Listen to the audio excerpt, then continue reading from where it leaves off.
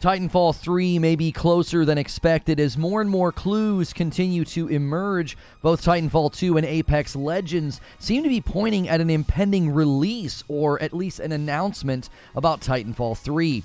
Do the recent developments point to maybe even a shadow drop? Respawn has saw great success doing that with Apex Legends, so they may feel like trying it again. But the real question is, what about Call of Duty? Modern Warfare 3 is already making waves with its beta, and its release date is right around the corner. Titanfall, as a franchise, is very familiar with launching a little too close to the giant that is Call of Duty. Now, I put all of the good information right here at the beginning, so you don't have to go searching for it. It's a longer video because it's a live stream. So I open up with a monologue, and then I discuss it with the live audience. If you don't want to miss out on the content, make sure you hit subscribe and the bell button so you don't miss my live shows. Those waiting for Titanfall 3 may not have to wait much longer. The leaks and clues surrounding this game continue to not just heat up, but they are stacking up in a way that is becoming more and more compelling. At this point, it is becoming undeniable that something is happening with the Titanfall franchise. The only question is, how and when will it happen? The lead that has been going on is there are other considerations as well, with Modern Warfare 3 releasing around the time of the speculation that Titanfall 3 may be landing. The first thing I want to do is recap what exactly is going on. This is no longer a leak on Reddit or somebody just sort of saying, hey, I heard something. There are clues in Apex, in patch notes, clues in Titanfall 2. There's things going on the Titanfall YouTube channel as well as Twitter accounts. Second, I want to consider the possibility of a shadow drop. They had great success doing this with Apex Legends, and Titanfall 3, for all intents and purposes, is a well-kept secret if it is actually close to launching. But given the timing of Modern Warfare 3's launch, I have my own idea about what would be the most ideal choice. So lastly, I want to talk about what other potential outcomes could we see here. Suddenly dropping Titanfall 3 around the launch time of Call of Duty could feel like more than just deja vu. It would feel like history repeating itself. So first, I just want to walk through the recent developments, because a lot of the times when you hear leaks and rumors about a game like Titanfall 3, you have to take it with a grain of salt. You have to kind of like say, well, this could just be something completely made up. But this is quite different.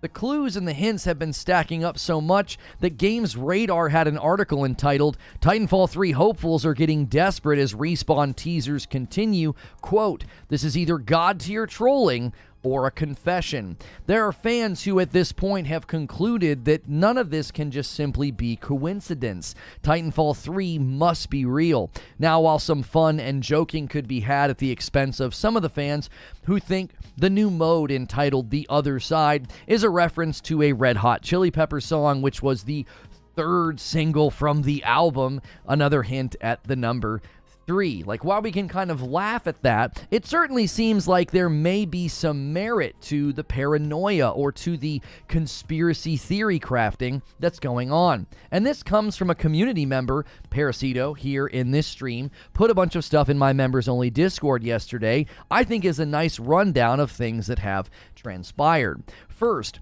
many Titanfall 2 devs, he said, have been tweeting about playing the game again, including footage of them playing on a map called Forward Base Kodai, and that is heavily used in Titanfall 2. Now, in light of the clues floating around and the transmission stuff that was in the patch notes, now you have devs tweeting. They're like, yeah, we're playing, and we're playing on Forward Base Kodai. Well, Forward Base Kodai is a pretty significant map. That's where BT delivers the iconic line, "Trust me," in the story. Now, again, this could be just pure coincidence, but when coincidences start piling high enough, they become more than just a pile of coincidences. They actually stop becoming coincidences. There seems to be a pattern. More activity on Twitter that gives a lot of confidence that something is coming. Respawn's own CEO liked a tweet that said, quote, Titanfall deserves one more chance. Now again, he could just be showing appreciation to a fan, but in light of all the clues that are floating around, I agree with the Reddit user who said, look, this is either just blatant trolling or it's a confession. Then there was the 300 reference, your rockets will blot out the sun, a reference to the 300 movie. There's your number 3. It's also the text used in the 3-salvo rocket upgrade in the game. So the number 3 continues to be a theme. Apparently, also, Blinded by Science is a playlist with flavor text originally used for Wave 3 of Dry Dock Frontier Defense A. Also, this is allegedly something that has transpired that this could obviously lead to some announcements and some videos. The Titanfall YouTube channel has recently reached an unlisted video count of 3. But last and certainly not least, the current Apex season is named Resurrection, and it ends on October 31st. Titanfall 2's original release date was October the 28th, which is coincidentally a 3-day difference. I think that one's probably not as meaningful. I do think it is a tad prophetic that the current season in Apex is called Resurrection, if they are in fact planning on resurrecting the Titanfall franchise. Due to the Apex Legends patch notes being utilized in this barrage of clues and hints, many think that Apex season ending will actually lead to the dropping of Titanfall 3. Like, they're just going to shadow drop the game right after the Apex season is over on the 31st. Or there could be an announcement of some kind on that date. Basically, this would turn October 31st, which is a Tuesday, into the official release of Titanfall 3 in some people's minds, in some of the theories that are floating around. So I want to talk about that first. I've got some ideas of what they could do here, but what would a shadow drop look like? Okay, well, the first thing to consider here is that Respawn likes to go against the grain. Apex Legends was something that they literally did basically in secret, and they hoped that EA would be okay with it. Beyond that, they approached the marketing and the launch of Apex Legends in a very different way. Honestly, it was a stroke of genius because taking on Fortnite seemed insurmountable at the time. Utilizing streamer culture and the organic hype around leaks and rumors, it really worked well in their favor. It certainly feels like they are taking a similar approach this time around. Rather than just straight up market the game the old-fashioned way with a press release, then an announcement trailer, and then gameplay, and the like, they've just slowly started dropping hints and clues, knowing that the virality of rumors and leaks is often stronger than any trailer or announcement. So in principle, I actually agree with the idea of going for a more grassroots strategy, and at some level it seems to be working. Mysteries beg to be solved, and they are keeping the attention of the gaming world to a certain degree. And the ramp up will likely only increase. Their greatest obstacle, however, is their long-standing nemesis in Call of Duty. Right now, Modern Warfare 3 is dominating the social media spaces as well as streaming and YouTube. Their best approach, I would think, is that if Respawn is planning on doing something with Titanfall 3, I would wait until after October the 16th, which is when the Modern Warfare 3 beta is over. But if they plan to shadow drop Titanfall 3 on October the 31st, I really have to question the wisdom of that. It would feel like another foolhardy attempt to take on the Leviathan that is Call of Duty. Call of Duty Modern Warfare 3 launches on November the 10th, and we all know the lead up to that will likely be trailers, hype, and excitement. Right now, everybody seems to be really enjoying the beta. So you'd have maybe 4 or 5 days into November to get a little bit of traction with Titanfall 3, and then Modern Warfare 3 would steal all of the thunder and all of the momentum. Now, I'm going to touch on other potential outcomes and strategies in a moment, because I want to put forth an idea that we had during the Writers' Room member segment that we end every day with, where you can kind of be part of the planning phase of the next day's show, and we had this idea as we were discussing this. A potentially very effective and subversive strategy here would be to launch a Titanfall 3 beta that runs from October 31st to November the 9th. If you've got a killer product and you really want to land an effective blow, you get in and you get out with a beta, especially if you have the common sense to launch Titanfall 3 whenever Modern Warfare 3 starts to hit a downturn. Every Call of Duty launches the same way, to great applause and praise, and then reality settles in, the problems start to show themselves, skill-based matchmaking drives players like myself away, and everybody decries it as the worst, or terrible, or this is the worst Call of Duty yet. I mean, it's a simple pattern that always tends to repeat itself. Well, that's when you would want to launch Titanfall 3, especially if you have everyone given sort of a taste of Titanfall 3 right before Modern Warfare 3 launches. Like a sort of gnawing whisper or splinter in the mind of the player, they're going to remember how fun and fresh Titanfall 3 felt. There's no real chance for the honeymoon phase to die because it was just a week-long beta. This, to me, would be the 900 IQ play. Don't take Call of Duty on, like head on, plant a seed, and then wait for the perfect time to strike. They learned their lesson with Titanfall 2, so I could see them, not wanting to make the same mistake again, which is why I think there are a lot of potential outcomes here. So what are the other outcomes? Are we even looking at an actual Titanfall 3 release date or something else?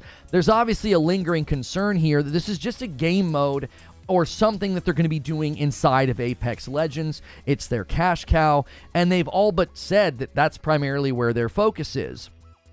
Given all the hints and clues, I think that would be a pretty bad play on Respawn's part.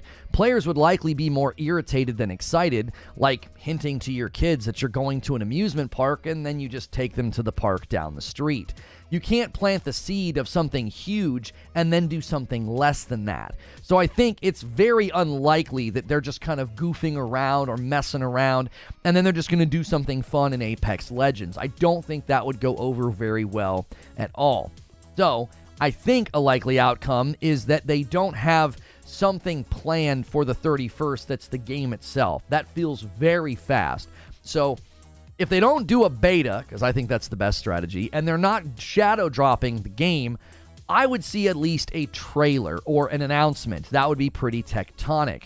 In the lull between the Modern Warfare 3 beta and the launch of Modern Warfare 3, Titanfall 3 could become a headline dominator. They could basically be the game that's talked about in that vacuum. This could be similar to the effectiveness of a beta. You announce a launch date and you know it's going to land during the downturn of Modern Warfare 3, let's say 2 months into the release. Typically about 2 months into the release of a Call of Duty or a brand new season, that's when people start dropping off the most. That's a great time to land. You soak up all of the disaffected Call of Duty players, and it's very similar at launch. Everybody gets hyped, plays for a month or so, they start complaining, and then they slowly disengage. Given that the Titanfall YouTube channel has 3 unlisted videos, I would expect those to be published before anything actually happens. And that could be something that they're waiting on right now with the Modern Warfare 3 beta happening. After October 16th, when the Modern Warfare 3 beta concludes, they would have the back half of October to essentially market, announce, or leak anything that they want. I would expect anything, at the very least, to not happen until after the Modern Warfare 3 beta is over. But if I'm going to be honest, this whole thing just feels impossible. It feels like a dream. For years, Respawn has acted like Titanfall 3 wasn't even on the table. It's always been spoken about like it was a post-it note in a boardroom. Like, we'll get to that one day. For it to be potentially in the works right now, maybe even close enough to public consumption that we get to play it anytime soon, that just feels like a distant dream. It doesn't feel possible. Titanfall 2 to this day is one of the best, if not the best, FPS campaigns that I have ever played. And it has always felt like Titanfall 2 was shot in the leg before it even got an attempt to run. When I think about the potential of a Titanfall 3, I just hope Respawn doesn't fall victim to their own hubris and rebel attitude. What they did with Apex certainly deserves some respect, but they went against the expectations of their publisher and even the public. More than that, They attempted a completely new concept to video game marketing and video game releases. I could see a sort of Respawn magic mythos in the offices and in the executive hive mind thinking, hey, we did this once, we can do it again. That level of confidence could be deadly. No matter what happens, Respawn has certainly set a high bar for themselves, not just because Titanfall 2 was good and folks want another game, but because leaks and clues lead to hype about the unknown, which leaves players, fans, and the public to their own imagination. And as we've seen time and time again, game reception and success is heavily linked to expectations. At this point, we can safely say that the Titanfall franchise is doing something. But for now, and this seems to be what Respawn wants, the rest is a mystery. So let me give you my thoughts and my conclusion on this. If Titanfall 3 wasn't happening, I would imagine Respawn would be correcting the current narrative. Their silence combined with more clues and hints and tweets, I think that's the strongest confirmation we're going to get from a non-confirmation, right? It's a very, very strong form of confirmation to not say, hey, we're not doing that. They're not doing that. They're not shutting this down, but they're seemingly adding fuel to the fire.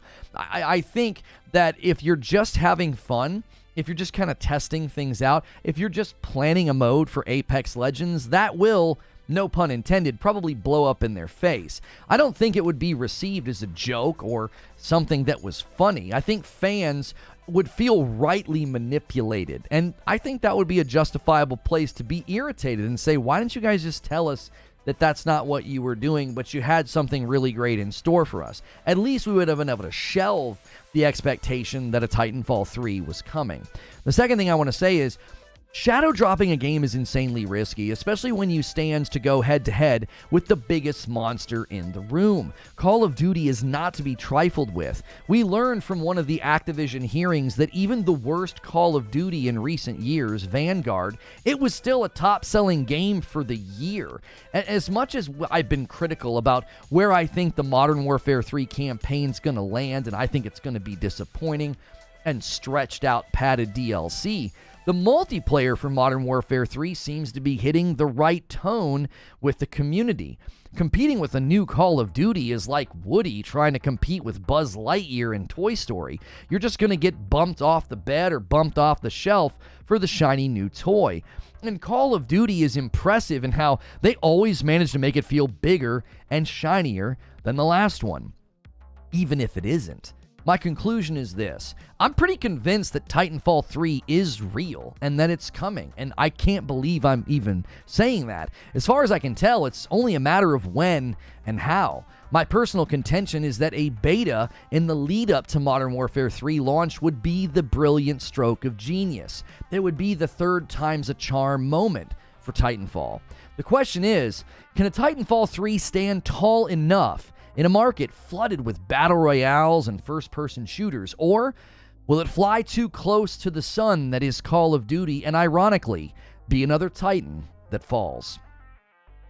And that's the show open. Thank you guys so much for being here. I think that this is a really, really fun discussion and subject because this could really be another big moment for Respawn to actually do a surprise drop, to do a surprise release or a beta or something with a title that they've all but said, yeah, we're not doing that. They've seemingly said no many, many times, and to suddenly do it, I think would be a huge surprise. Guys, do me a favor. It's Friday.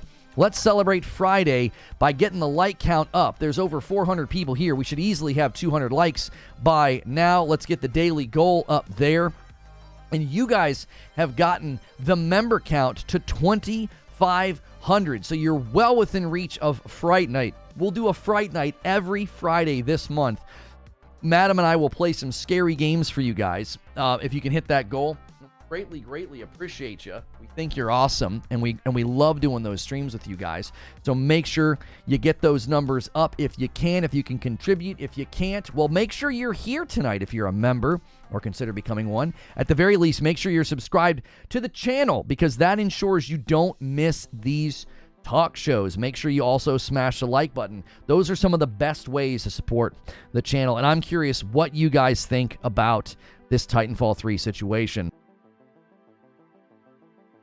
If this is just them kind of messing around and having fun, right? And is that the first one? Hang on, let me check the fan funding. Sorry, I don't want to skip anybody. Mike onto Mike shot first, and so did Han Solo. Thanks for the first gifted member during the show open. Then a 2-spot from Bossman Davey says, I'll believe it when I see it. Titanfall 2 best multiplayer. And then an Ancient renews a member, and then Joker Quinn gifts a member. DK Bager gifts a member. We got a little gifted member train going. Thank you so much. 3 already for the day. A nice strong start, and a $5 super chat tip from Mike on to Mike.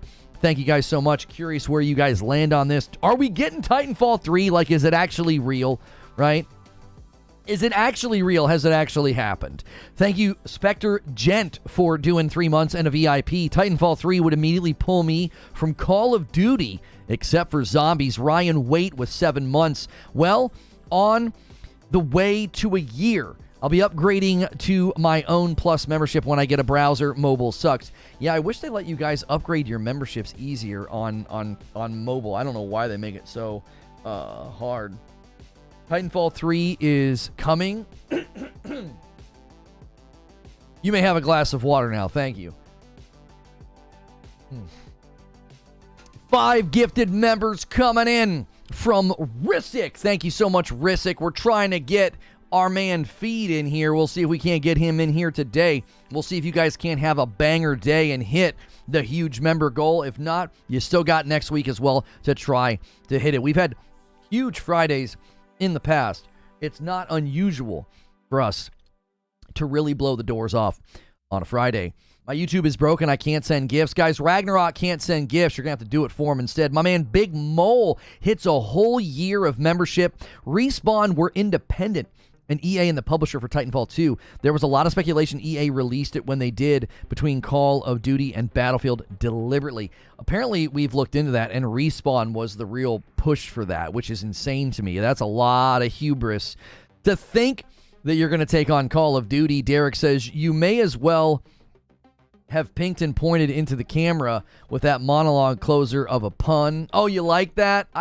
I don't like doing enders like that, but I thought, oh, this one's too good. Like, I wrote the line, and I was like, that's a pretty good line. I'm going to leave it. I think you meant to say I might as well have winked and pointed into the camera with the monologue closer pun. That's right. Sven says, how proud are you with that closing line? You guys like that? Did you like the closing line? Listen, man, I get a little wordsmithy sometimes with the monologues. I like writing. I used to write in the past, and I'm kind of practicing my writing skills with writing my monologues. So I appreciate that very, very much. I like that you guys enjoy that. Oh man, I do think Titanfall 2 is in development. I mean, they've got unlisted videos on the YouTube channel. You got the CEO liking tweets that say Titanfall deserves another chance. You've got clues in Apex patch notes. You've got clues inside of Titanfall 2. I mean, there's a lot going on. I would say that they've all but confirmed without confirming that something with Titanfall is coming. Like, something's coming, right?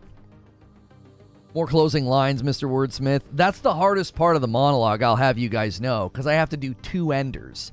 I have to do 2 enders to every monologue. I do the soft end that we use in the repurposed upload, and then I got to do the real end. So it's like I got to do 2 enders. Dan with 26 months in a VIP. Han didn't shoot first. That implies there was a second shot. Han shot and Greedo died. End of story. Thank you so much, Dan. Love you, fan. Keep up the awesome content. Thank you very much. 2 months from Force of Will. I had to be on PC to upgrade my membership. I've been trying to figure it out anyway. Love the content. Thank you so much, Force of Will. 22 months from Deaf Side. The question is, even if they get away from Call of Duty, to the fact that arena shooters are not strong like they used to, good show, keep it up. Right, that's always going to be the question. Is there room? Is there room for arena shooters right now? Like, are arena shooters being put out to pasture ever so slowly, right? You like the coffee rotator? My producer doesn't like it, but I do. I like it. I like people knowing that there's 2 flavors. If you guys order coffee, make sure you fill out the username portion of the order form so I can shout you out in the email that I get. Borderlands 3 Ultimate Edition is coming to Switch. And hey, somebody ordered some coffee, and it's Talika. She orders a bag of the dark roast. Thank you so much, Talika. The first coffee order of the day. If you guys are curious about the coffee, we just brought back the light roast. We also have a dark roast. We have all the flavor information. Just go to reforgeroast.com. If you're a coffee drinker, you got to try it at least once. It's not like a sponsor or something. This is mine. We have it roasted, bagged, shipped to my house. We then ship it to you. You'll get a little thank you note from my kiddos. Make sure you guys are smashing that like button, though. That is free to do, and it does help out the video. We want to set our sights on 200 likes right now. And then chime in the chat. All you got to do is subscribe to Talk in Chat. Subscribing is totally free, and it ensures that you're here for the streams and the videos, but it also lets you talk in chat, and you can let us know what you think about the Titanfall 3 rumors, the leaks, the theories. What do you think's coming? Do you think they try to go head-to-head with Call of Duty? Yeah, Feed is in the chat. Mark Miller's here. We're trying to get Feed a gifted member. It's just, we can't click on his name and gift. One day we're hoping that we have that feature. That would be amazing. As an actual product you sell, it's worth getting it in motion to get attention to it. Yeah, I like it. I think it's good. Patrick gifts a member. Thank you so much, Patrick Q. And it goes to T-Bone. Thank you so much for doing that, Patrick Q. You guys get a little train going today, and we just might unlock Fright Night. After how many bags of coffee do I get input on what college your kids go to? I mean, considering I'm paying for it. Listen, I know you order a lot of coffee, Zubair, but I don't know what college you think they're going to go to on coffee orders alone. Oh, man. I'm a massive fan of Titanfall and Apex, says Salty Gamer. I've played them all for hours and a day, and I'd love to see another Titanfall with Titanfall 3. How do I buy coffee? Well, there's a coffee command you can type in chat, or you can go to reforgeroast.com. And I am wearing another great shirt from EC77. Use code LONO at EC77.co. I love their shirts. They have they just made up a band's name, The Wolves, with an X, and they've got all sorts of great shirts over there, really high quality. Even if you don't want graphic tees, they've got nice regular t-shirts. They fit nice, they look nice. I love when a shirt fits me correctly and isn't like baggy. We got some members coming in. A 10 bomb from Rissick. He tops us off, but then another one comes in from Force of Will with a 5 bomb. So that takes us to 19, but then that takes us to 24. Thank you guys so much. Keep it going. A little member train that you can add to very easily. You guys are the absolute best. Hit that $ at the bottom of the chat. There's new icons on Twitch for gifted members and super chats. And Jay Wright with the single. He helps us hit 25, and then Rob V comes in as the Agents of Chaos, taking us to 26. Rolls it over already. That means I got to give 5 every 25 I give 5, so the new milestone means I got to do another 5. You guys can keep upping that ante. I have gifted sometimes upwards of 50 members because of your generosity, and we're trying to get Feed in the door. What platform? What platform are you talking about, Abe? Another gifted member from Mike on the mic. Thank you so much. Spider-Man 2 Adidas shoe. I know. I want to get them, but I would feel so freaking bad. What platform? What did I say? Did I say Twitch? Did I say Twitch? Why did I say that? Anyway, Rissick comes in with another gifted member. Thank you so much. I got to add Mike on the mic, and I got to add Rissick over here to 28. Serious question, says Derek. What if Titanfall 3 devs and the publisher saw the other big games fumbling and they just kept it zipped and didn't say anything, took their time with the game, and it's like perfect and like boom. I said Twitch instead of YouTube. I still got the old man is still rattling around in my brain, right? I'm trying to kill him every day. I gifted a member, and I just got gifted one back in return. That's called paying it forward. That is called paying it forward. If you are one of the lucky ones that got a gifted membership, you can always pay it forward, gift a single member, and get somebody else in the door as well. You can upgrade to Member Plus and get out of the gifted member pool. It frees up space. There's a lot of folks who cannot afford a membership, and that's the beauty of gifted members. And Silent Warrior orders some coffee, 5 bags. Goodness gracious. This man orders 5 bags of the dark roast. Thank you so much. Now you read the question, but you didn't answer it. Well, here's the thing. The difficulty with answering your question is that doesn't answer if an arena shooter can be good right now. Well, maybe not be good. That's not the right way to phrase it. Can an arena shooter be successful right now? Right? I happen to think they'd have to offer something larger than an arena shooter. Number one, you got Titans anyway, so you can't exactly do small maps. They never really did small maps to begin with. But even if what you're saying is true, they look at these other really big games kind of fumbling and kind of messing up, and they're like, let's just learn from all their mistakes. Can you learn from a market trend of rejection? Right? If the market is rejecting arena shooters right now, I'm not saying that it is, but let's just say that's what they conclude. They're like, the market's not really embracing the arena shooter anymore because the Battle Royale scene is just so large. I don't know what the funnel looks like for Call of Duty's arena gameplay versus, Warzone. I have no idea. All I know is I don't really see any other arena shooters out there doing all that well. Now, you've got smaller shooters that are doing well, but they're not just an arena. You've got Valorant. Well, come on. That's a strategy-based, econ-based, class-based arena shooter. There's a lot going on there. Like, Valorant's not just like, yep, it's an arena shooter. Well, no, it's way more complex than that. You can't strip it down to just one thing and be like, well, yeah, it's an arena shooter, so arena shooters are doing really well. Like, Valorant's far more than that, okay? It's basically like CSGO and Overwatch had a baby, okay? And Rainbow Six Siege, right? You wouldn't look at Rainbow Six Siege and say, oh, there's an arena shooter. No, there's so much to it. There's so much tactical strategy going on that I don't think you would look at that and say, oh, yeah, that's an arena shooter. Titanfall 1 and 2 was essentially the speed and the fun and the quick twitchiness of a Call of Duty with the largeness of a Titan and the largeness of larger spaces kind of added in. It kind of came together. The question would be is that a strong enough hook to stand tall in the market right now? I don't know if it is. I really don't.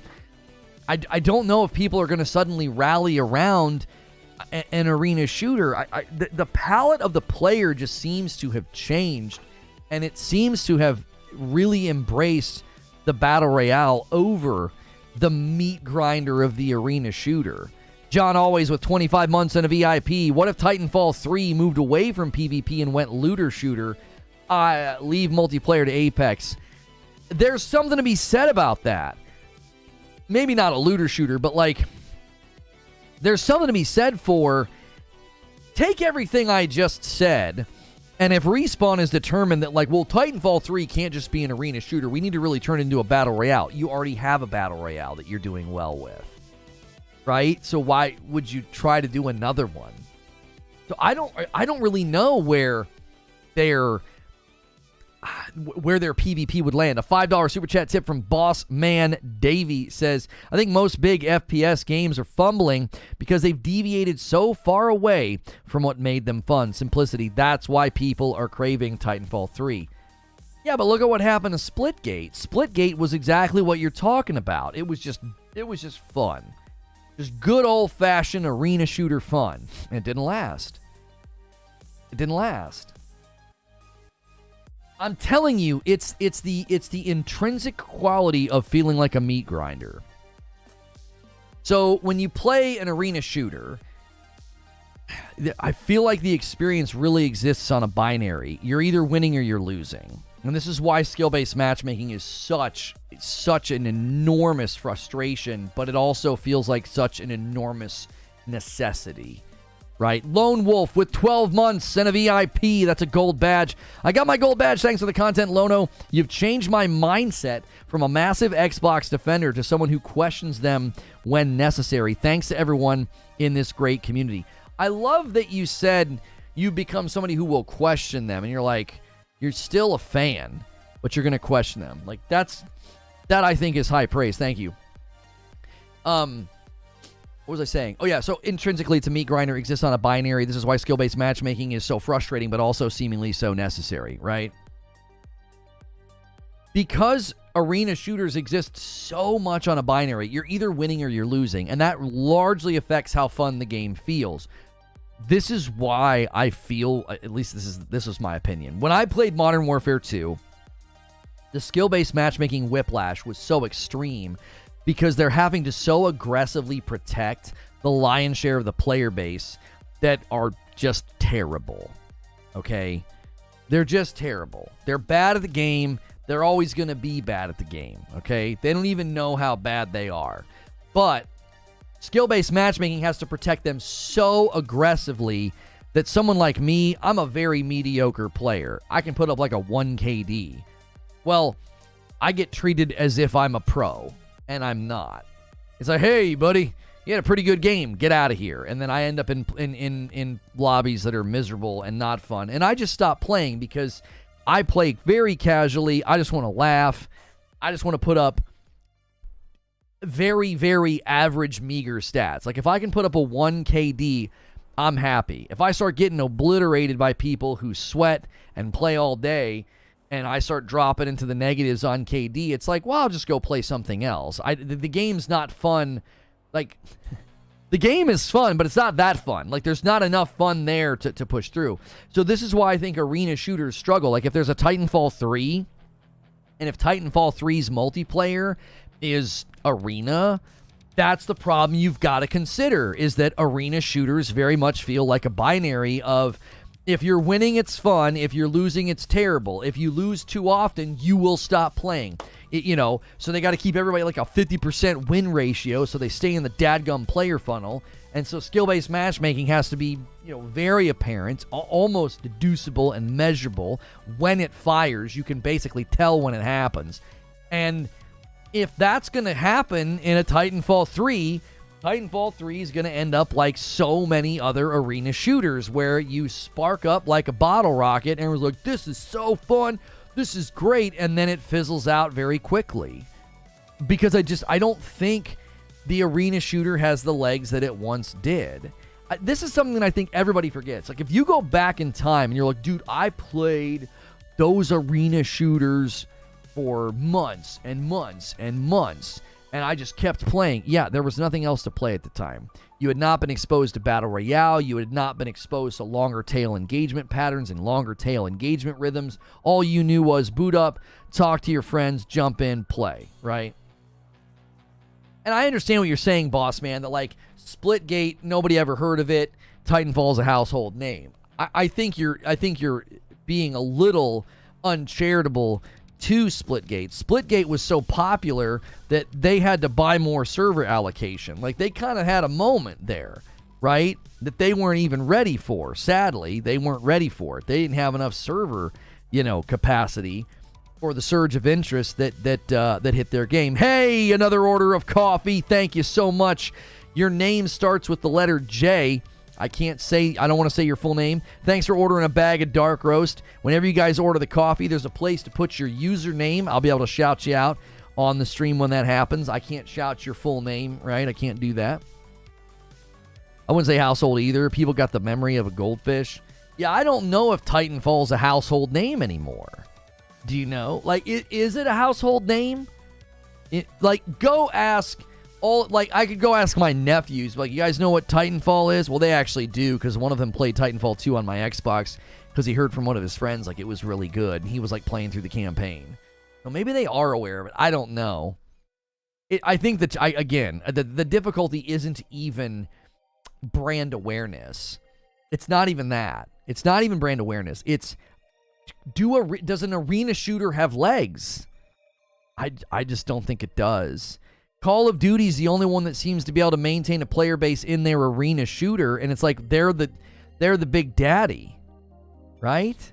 They're the big daddy in the room. Like, of course they're able to carry a decent player base with their arena shooter. Of course they can. Why? Well, because they're the godfather. Like, they're the godfather of arena shooters. So, of course they're going, well, maybe not the godfather. The great-great-grandfather of arena shooters is Doom, followed by Quake, followed by Unreal Tournament and Call of Duty. But you get the point. Call of Duty took the arena shooter further than anybody else. And I don't know if in this modern landscape, if there's a large enough player pool that wants to play a game like that week in, week out, month in, month out. I feel like you're going to lose people. You're always going to lose people. A battle pass can only take you so far. You know, new maps can only take you so far. It's a meat grinder. It's a meat grinder. You remember that clip of Dr. Disrespect playing Call of Duty Vanguard, and he was like, go, go, go, go, go, go, go, go, go, go, go, and he would like run out, he would kill one or two people, and then he would die. And he'd be like, go, go, go, go, go. I think, honestly, that is a comedic microcosm of what the arena shooter is. That's what it is. Like, it's spawn, run to a choke point, get a kill or two, and then you're dead, right? Spawn, run to a choke point, get a kill or two, and then you're dead. Over and over and over again. And unless you're one of like the top shelf players, some guy tweeted and he said, you know, Call of Duty movement is back and so am I. And he's just smoking fools on Rust. He's back at home on Rust. And he's just putting people in the dirt, right? Well, when you play at that level, sure, an arena shooter is a lot of fun. But if you're not playing at that level, you're largely having the experience that I just outlined. You spawn 10 feet, you spawn, you run 10 feet, get a kill or two, and then you die. That's it. That's the game. Over and over and over and over again. Force of Will, thank you so much for doing a member plus. Appreciate you so much. Think about it like this. We've been talking about this recently with live service games, and we've been talking about how a content loop, how you keep it fresh. And if you think about a content loop of rhythmic circles that you run, and as long as those circles are varied and different, the game feels fresh. The difficulty with an arena shooter is that regardless of the map, you're largely doing the exact same thing over and over and over and over again. The space between experiences is incredibly small. The space between you dying, the space between you getting a kill, and the space between you getting like a kill streak, real small. Now contrast that to a battle royale. What happens in a battle royale? Richard Rodriguez with a $2 says, Concord will be the best shooter when released. There's no reason to think or say that. It could be garbage. We know nothing about that game. So think about your experience in a battle royale. It's very different. It's drawn out. You drop, and then you loot, and then maybe you get in a gunfight, and then maybe you travel a far distance, and then maybe you get in another gunfight, and then maybe you hide for a little bit, and then maybe you run for a little bit. What's happening is that the rhythm of repetition is more spread out. So you're way less likely to burn out in an environment like that. And that's the challenge of a Titanfall 3. If Titanfall 3 lands and they're like, yep, we got 8 maps and a couple of modes, and you run around and get kills, or you run around and try and capture the flag, or you run around and try and maintain a domination point, right? The same 3 game modes are the only ones that anybody really ever wants to play. I don't think that lasts. I don't think it does. It doesn't matter how fun it is. It just doesn't. You're going to hit that, I've done this enough, you're going to hit that point so fast. I don't think it's avoidable with arena shooters. I just think they're too contained. You end up feeling like you've repeated the same thing too close in succession. It's happening too close. Let's use like an album as an example. Let's say on a particular album, your favorite tracks are, 3, 6, and 9. And you just listen to the album all the way through. And every time those songs come around, you're like, yep, these are my favorite. These are my favorite. Now I want you to imagine taking that same album and 3, 6, and 9, and you just take 3, 6, and 9 off of the album. You shove the rest of the album off the table, and you just listen to 3, 6, 9, 3, 6, 9, 3, 6, 9, right? Maybe you shuffle it. 3, 9, 6, 9, 3, 6, whatever. Well, now there's less space in between the time that you're hearing those tracks. So your familiarity with those tracks, you're going to have a downward slope of enjoyment being expedited by the speed with which you experience those songs. Does that make sense? And that's what arena shooters do. The big, long tail, elongated experience of a battle royale, they shrink that down. And they're like, spawn, run, die. Spawn, run, kill. Spawn, run, kill, die. Spawn, run, die, kill. Spawn, run, die, kill. Spawn, kill, die. Like, that's all you're doing. That's it. There's no in between. There's no narrative. There's nothing. It's just that over and over and over and over and over and over again. And that's why it feels like a meat grinder. It's like the time between those experiences are incredibly small. This is why I don't think arena shooters have legs. Thanatos with 14 months, and it's a member plus. What if they do both? Looter shooter to get better gear, then go in and capture flag modes. Not sure if that's possible. Taking loot into PvP. Ask Destiny how that's gone. Derek says, is the very tiny, short, constant chase to do just a little better next round and the tendency of the kill-death ratio for most of the players to be 1, is that a perfect trap? And that's why it works. If your kill-death ratio is perpetually hovering just at or above or below a 1, you're constantly going to feel like if you only played just a tiny bit better, you would move the needle. Yeah, maybe. I don't think that's a compelling offer. I don't think it's a compelling offer. I think people burn out really quick. Familiarity breeds contempt. If you want to keep people in your game for a really long time, you have to have varied content loops. You have to be doing A for a while, and then B for a while, and then C for a while, and then back to A for a while. What happens in an arena shooter is it's just like A, little bit of B, A, little bit of B, A. It's just over and over and over again. I think that's why they don't last. I think burnout happens so much faster. Butter says, look at the skill ceiling that can be attained in Titanfall and Fortnite versus Call of Duty. Call of Duty is just easier when you compare it that way. I'm not sure what you mean. Loot and PvP is not a problem. The constant need for glimmer for modifying gear is the problem.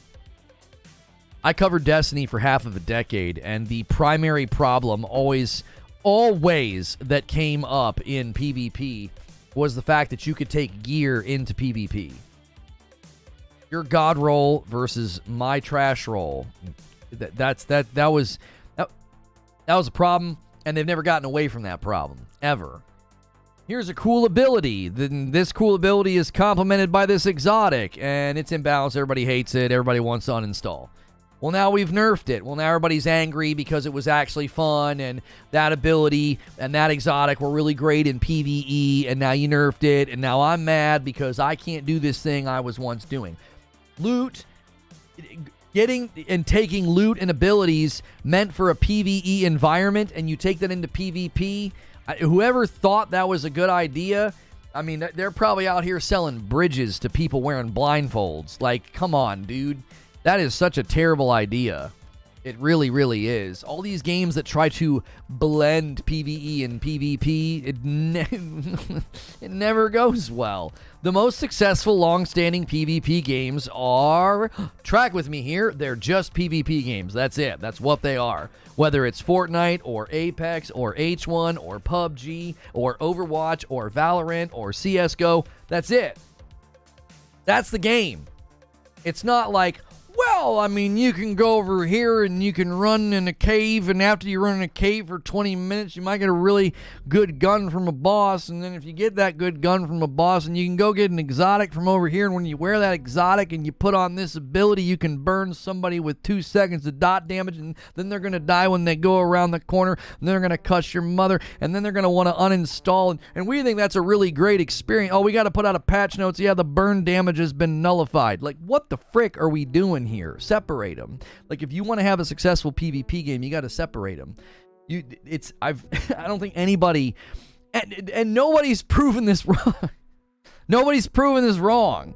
What proves it right every time is like, well, what are the games with the largest funnels, and what are the games that seemingly have an easier time balancing things and keeping things fresh? The games where it's just a PvP game. You know, when you try to do both. Like, let's go back to Titanfall 2 and just ask the question. What made Titanfall 2 so tight and so enjoyable? What made Titanfall 1 so tight and so enjoyable? What was it? You had like 4 guns. That's it. That was it. You didn't have 25 guns. You didn't have a bunch of abilities. You didn't have gear. You had like 4 or 5 guns. And that was it. So what do? You got to get good. You got to get good with one of those weapons. Yeah, what? A handful of Titans to choose from. And the Titans themselves had a handful of weapons to choose from. And that's it. That's all you got. You go in a battlefield and there's like 38 guns, 26 attachments, Rudolph the Red-Nosed Reindeer, Santa Claus, a partridge, a pear tree, and a couple different grenade types. And it's like, oh my gosh, there's a litany of things here that could be way stronger or way weaker or needing buffed or needing nerfed or whatever. Get out of here. The reason that Titanfall 1 and 2 worked and people loved it, and it was almost like Titanfall 1 was like a cult classic in many people's minds. That was it. There was like 4 or 5 guns. That's it. Then you got to rely on other things. You got to rely on skill of movement and map awareness and aim and all those other things that come into play when you're playing a game like that, instead of being like, well, just run this gun and it's got the best TTK and you know, dolphin dive and spray a FAMAS across the room. Get out of here. What made Titanfall 2 and Titanfall 1? I mean, Titanfall 1's beta, I remember. I will never forget this. Titanfall 1 beta was smoother and more consistent and more reliable than some of the biggest shooters on the market at the time. Why? It was a stripped down, stick to your core competencies. There's 4 guns. There's a Titan or 2. There's a weapon or 2. Boom. Rock solid game. Rock solid engine. Everything about it was it seemed almost fake. It was like, come on, there's no way it's running this well. Y'all remember that? Do you remember when you played the Titanfall 1 beta? I was in disbelief. It's like, we've been playing years and years of buggy, half-baked shooter launches, and Titanfall's like, yeah, here's a beta. It's going to run better than a lot of the AAA studios games that come out with larger budgets and larger teams. Didn't even make any sense. Like, how is this possible? Made those games good means nothing for longevity. Oh, that's exactly right. Nothing I'm saying has anything to do with longevity. It has to do with why it felt good. It has to do with why somebody made the suggestion, like, well, make Titanfall 3 a looter, and you go get loot, and then you can take that loot into PvP. And I'm like, I tell you what, why don't you just shoot the game in the leg and launch it next to Call of Duty and call it a day? Just kill another game while you're at it. That's what that would do. You can't have a game where you go get loot and take it into PvP. It's terrible. You have to keep them separate. Cool Spoon says, I also think that Titanfall 1 had more Titan customization. It was so much more free. Titanfall 2 played into the hero shooter aspects with specific Titan loadouts, and I didn't enjoy it as much. I feel like Titanfall 3 is between a rock and a hard place. We're assuming that Titanfall 3 is coming. We're assuming that it exists, right? It's between a rock and a hard place. The rock and the hard place is arena shooters don't seem to have legs, and battle royales are a saturated market. Not to mention Respawn already has a Battle Royale. So it's like, yeah, arena shooters really struggle, and Apex exists already. That's where, like, Titanfall 3 is between that rock and that hard spot. Like, how in the world do you make yourself distinct? I mean, I know the Titans would certainly help, but it would just be an arena shooter with some robots. Richard Rodriguez with a $2 super chat tip. Just want a new mil sim shooter. No aliens, no robots. Yeah, a new mil sim shooter wouldn't do that good. I think we've got so many. We've got a long history of those. When you get a chance, can you share your thoughts on your playthrough of AC Mirage? Were enough refinements made? I mean, I don't want to dislodge our conversation and start talking about a separate game. If you want to know my thoughts, the best thing to do would be to go watch the tail end of the gameplay. Watch the last 10 minutes probably, and you'll get my thoughts. It's better than I expected, and I would actually play it off stream. That's a pretty strong endorsement from me. Our Battle Royale saturated? Is 3 really the saturation point? Ward Huff gifts a member, bumps the line to 29. One more would be a nice layup. You guys slow down a little bit, but there's still plenty of time to hit the next big member goal. Tell you what, while we're talking about goals, we're about an hour into the stream. Make sure you guys have smashed the like button. Let's set our sights on 300 likes. Nice turnout for a Friday. A little bit of a different Friday today. No stream with Mike, but there is a member stream tonight, and you guys can dictate what happens tonight. If you go crazy with gifted members, we will do a Fright Night tonight. No matter what, Madam and I will be streaming tonight, but we'll be playing scary games if you guys can hit that member goal. Did Feed get it yet? I don't think so. You've toyed with my feelings today. Now I'm sad that Titanfall 3 will never happen. Oh no, it's coming. I think it's real, and I think it's coming. I think they've got videos already on their YouTube ready to go. I think we see something as early as October the 17th, October 20th, somewhere in that window. Once the MW3 beta is over, I think they start rolling something out. They start doing something. Porsche fan with a $5 super chat tip says people are forgetting that the people who made Titanfall left Respawn, made their own studio, so I personally think Titanfall 3 won't be as good. Tale as old as time. You lose your talent. You lose your talent, and it affects the games. It affects the things. It affects the products that you guys come out with.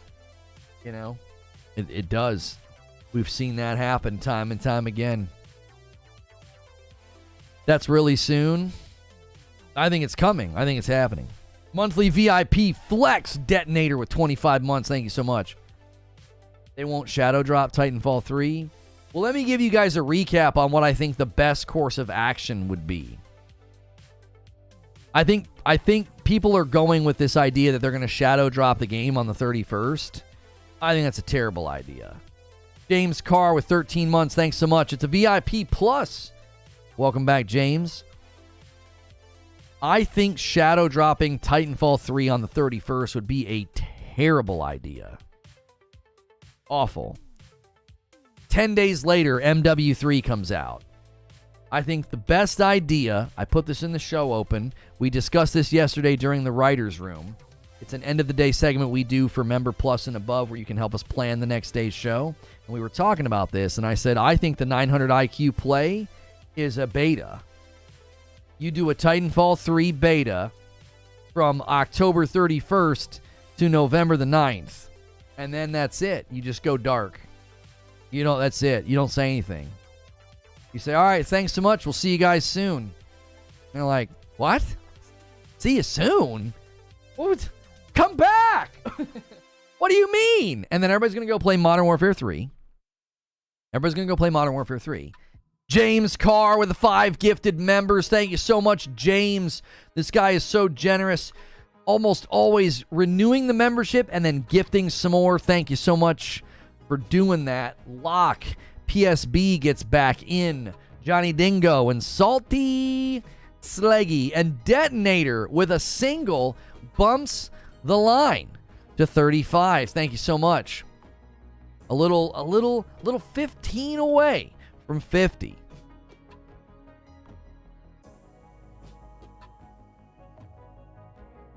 I think the beta is the 900 IQ play because I tell you what's going to happen. A beta, if it's tight and good and fun, are you good men and true? Like, if it's tight, if it's good, if it's fun, then all that matters is that week is basically a honeymoon. It's a honeymoon memory. You ever do that? You ever go on a trip and you're like, oh my gosh, that place was amazing. That place was awesome. And all you have is the memory of that week. Have you ever gone back to a place like that and maybe you stay a little too long, or it's not as good as the last time you were there? It's not as fresh. It's not as new. The weather's crappy or something. There's no chance for the veneer to fade. It's 1 week, in, out. And people are like, dude, that was so much fun. Oh my gosh, Titanfall is back. And guess what they do? They walk into Modern Warfare 3 with that in their memory. What do you think they're going to do when Modern Warfare 3 starts to get lame? What do you think they're going to start to do once they get to that? It happens every single time, without fail. It's, I hate COD. I'm not getting the next COD. I'm hyped for COD. COD is back. I love COD. I hate COD. I'm uninstalling. It's like, boom, boom. It's every single time. Stop saying tight, Jake Peralta. I've not actually watched that in a while. I mean tight, like, not tight as in the guy from, Breaking Bad, like Tuco. Tight. I'm not saying tight like that. I mean tight like it feels good. It's tight. It's solid. That's what I mean. I'm not saying like qualitatively tight. I'm saying like descriptively. It's tight. It holds well. It holds water. It's the same pattern every time with Call of Duty. I am never buying Call of Duty again. Bro, I'm so hyped. I just pre-ordered. Like, what? The frick? Here's the thing. I know, Respawn knows, there's like a ticking clock. You get far enough in the Call of Duty, a month and a half, 2 months in, and guess what? Everybody's angry, everybody's complaining, everybody's disengaging. Player base is like, yeah, every time. That's when you launch. Yeah, the Tuco Mario. No. The Tuco Avengers vid is perfect. Tuco Avengers vid is absolutely perfect. Thanos is like, I don't believe it. People say that Call of Duty is dead, but it's usually the top-selling game on PlayStation. It's usually the top-selling game of the year. Like that. What Vanguard was like the worst release in recent memory, and it was still like the number one game that year in North America or something. I mean, come on. Even at their worst, they're still the best. Yes, that one, not Mario Kart. You're thinking of the perfect one. It's Mario Kart with Nick Cage and unbelievable. His name just left my brain. The driving in the car, Nick Cage and Mando. I can't believe I can't think of his name. That's the Mario Kart one. That's the perfect one. I think remasters are fine. Keep in mind there may need plays. I don't think we're getting any kind of a remaster unless you're talking about a completely different game. Oh, the rumors about a Last of Us 2 remaster. It doesn't need a remaster. That's a whole other subject. I think what PlayStation is doing is they're establishing a baseline of quality for all their property. They want everything to be at PS5 quality because there's rumors about it. Pedro Pascal, thank you. Yeah, there's a Pedro Pascal, Nicolas Cage, Mario Kart mashup that is brilliant. It's probably one of the best ones. I personally think, I'll give you 60 seconds on it. What Sony is trying to do is they're creating a baseline, a PlayStation 5 baseline for all of their property. For literally all their property. They want all their property to be at that baseline. There's rumors about a Horizon Zero 2 remaster. You got Last of Us 2, right? They want every single piece of their property to be at that quality because that's where they're going up from there. Like that's bottom level. If you buy their console, that's what all their property looks and feels like, and then they're going to go up from there. PS5 Pro and 6 and up. Like, they're creating a new baseline for a property that's super close. Like, if you look at, TLU 2 and you look at HZD, Horizon Zero Dawn, and if you look at, Death Stranding and Ghost of Tsushima and God of War 2018, they're so dadgum close, they just needed little updates. Well, remasters might be in order for some titles that are a little bit too far away. Like, God of War 2018 gets 4K checkerboard and a 60 FPS update. It's good. Tsushima gets a nice update with Director's Cut. Death Stranding gets a nice update with its Director's Cut. But then a couple of titles are maybe a little bit too far back. They're like, no, remaster those. They're creating a baseline quality threshold that I think is part of their ongoing strategy. So that's not what today's about, though. That's just my brief thoughts on that. I don't think it's a video or a talk show, so I'm not cannibalizing content by giving you my thoughts on that.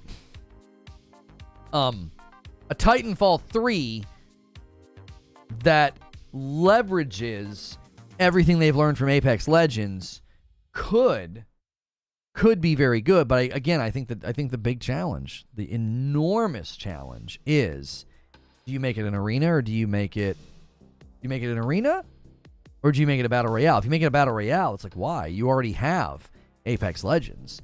Well, do you make it an arena shooter? I mean, arena shooters struggle. Do you think Respawn parallel developed Jedi Survivor and Titanfall 3 could explain Jedi's rough launch? Don't they have different teams? Factions will be a multiplayer mode in the TLU 2 remaster. Thank you for the $2 super chat tip. No, I don't think so. Everything we've heard, that's not happening. Shadow dropped. So if you're just tuning in, there has been an increase in leaks, clues, hints, head nods, winks, whatever you want to call them, with respect to Titanfall 3. And the rumor currently is that they're going to shadow drop the game or do something on October the 31st when the Apex season ends. Apex's current season is called Resurrection. And when that comes to an end, there are people thinking, like, oh, they're gonna shadow drop Titanfall 3. Now, I have argued pretty strongly today about why that would be a terrible idea. It would be more than deja vu. It would be history repeating itself. Like, yeah, let's launch right before Call of Duty. Yeah, let's see how that goes. Let's take another ride on that dumb merry-go-round, and it would be a terrible idea. I put forth that I think the 900 IQ play would be that you drop a beta. You do a Titanfall 3 beta from the 31st to November the 9th, and then your beta's over. Modern Warfare 3 launches. Everybody has a fond memory of your beta going into Modern Warfare 3. When Call of Duty starts to hit their player slump, they always do. They always hit a player slump. They always hit a player exodus or downturn of morale. That's when you launch Titanfall 3. You launch in their valley. You get your punch in with your beta, and then you just vanish. You're like, all right, see ya, peace. Don't even give people a release date. Don't even do it. Just say, thanks for playing. We really appreciate it. We'll tell you more when there's more to tell you. All right? We'll see you when we see you. You just kind of go dark. And then, halfway into the life of Modern Warfare 3, when usually Call of Duty's typically at its lowest point, they're going to start marketing the next game soon, usually, right? That's when you launch Titanfall 3. Your greatest chance of success is to not go head-on with Call of Duty. Put yourself sort of in the wake of the boat and ride those waves of, like, people are leaving, they'll come play our game. People are leaving, they'll come play our game. I think that's the strategy. I do not think you can take on Call of Duty head on. I don't think you can. They've already tried. Many have tried and failed to even come close. Modern Warfare 3 is a DLC. Listen, I don't disagree with you. It's a lot of repurpose. It's a lot of maps that we've already played, so that obviously cuts down on dev time for them. We know they were planning on doing an MW2 DLC. It's my contention that that's exactly what the campaign is. It's just a bunch of missions that they built to be DLC with Makarov, and they're padding it with open combat missions, which is them dropping you on a Spec Ops size map with generic objectives and missions. It's not going to be a curated cinematic experience like Call of Duty typically is. Half the missions will be, because They built half of a campaign because they were building a DLC. And that's what I think is going on. But that doesn't mean that Call of Duty isn't crazy. Like, crazy big popular, crazy insane, don't go toe-to-toe with it. You don't want to try to, you don't want to try to dance with the devil in the pale moonlight. Like, Call of Duty will kill you. It will. Even if they have a bad launch, even if they don't do well, they're monolithic. Like, they're so big, like they stand so tall that you'd be foolish to go toe-to-toe with them. Fuzzy says in the members-only Discord, he says, according to developers, there was already work done on Titanfall 3, so parallel development would have been a little easier. Maybe. They also answered questions about Titanfall 3 for years that made it seem like they weren't doing anything with it. You know what I mean?